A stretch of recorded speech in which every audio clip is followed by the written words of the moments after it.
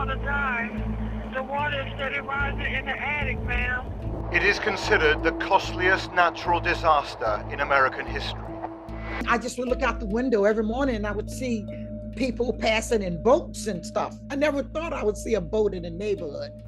It seems to me that the poorest people have been hit the hardest. It's very unfair.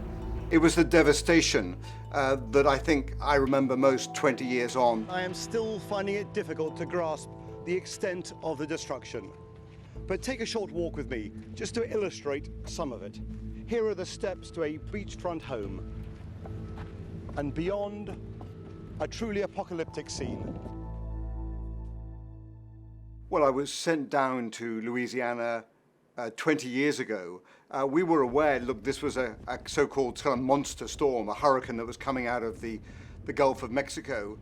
I was deployed just east of New Orleans, assigned to the city of Gulfport, where we thought was going to be the center of the storm. We're trying to reach an isolated community that's in desperate need of help.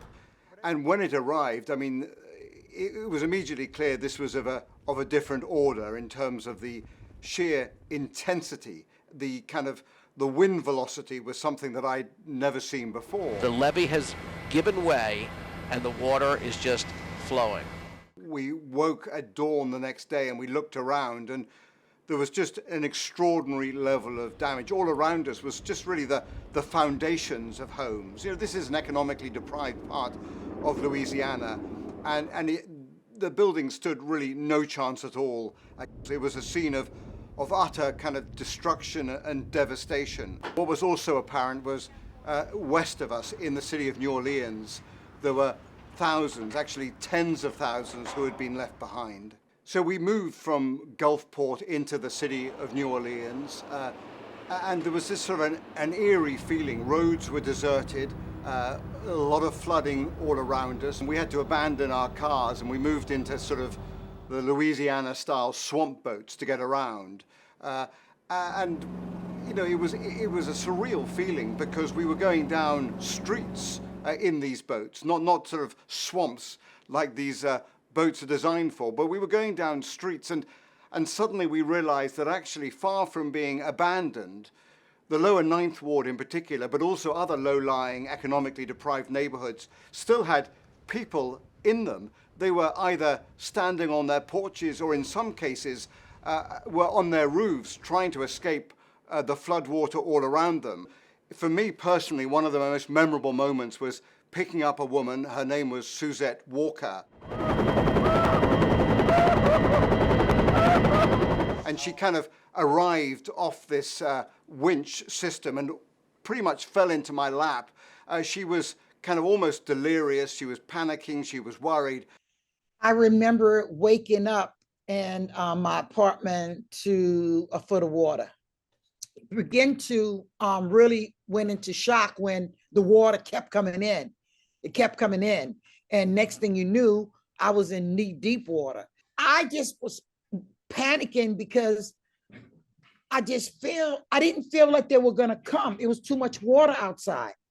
It was like, how are they gonna come rescue me? And my building is almost underwater. Am I gonna die here? Am I gonna die here? I couldn't go to sleep because I was so frightened I would drown in my sleep because the water kept rising. I took a broomstick, I took a pillowcase, and I waved it out the window. And yet and behold, there's Robin Moore. Suzette became a friend of mine. I've stayed in touch with her for these last 20 years. I spoke to her a few days ago. She is now one of many refugees, if you like, climate change refugees from New Orleans, because she moved to the Washington, D.C. area and never returned home. They want this area for the white folks. They want it for the white people. They want us out of here. It would be nice to say there is a glimmer of hope here, but from what I'm seeing, there is not. And what is also so striking is there are very few people left here to ask about the future. You know, the wealthiest New Orleans citizens and residents had left long ago. So what you were left with, particularly in that lower Ninth Ward, were some of the poorest people in the country who had no vehicle to escape in, didn't have the resources to go and stay in a nearby hotel in higher ground. So that's why they remained there. They had no option. It was like an insight into the economic and racial sort of suffering, if you like, of America in 2005.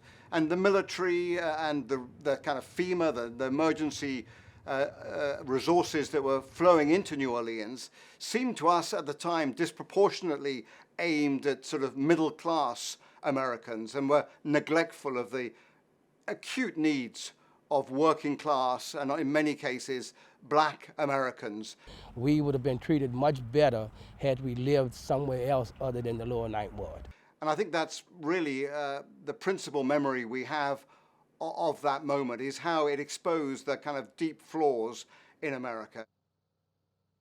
I think if you look back 20 years on, I mean, the story of Katrina and of the humanitarian effort afterwards is one of tragedy and of sadness. 20 years on, New Orleans is a smaller, poorer, perhaps more corrupt city than ever before.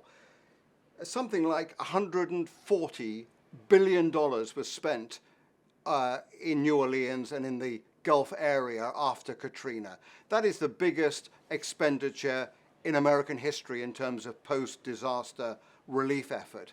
And yet, if you look at it now, all of the problems that besieged New Orleans are greater now than they were before. I realize that we're looking at a post-Katrina failure. You know, $140 billion spent, and still this city is besieged by major economic, social, and racial problems. So the story of Katrina, yes, is of a hurricane, but it's also of an American failure.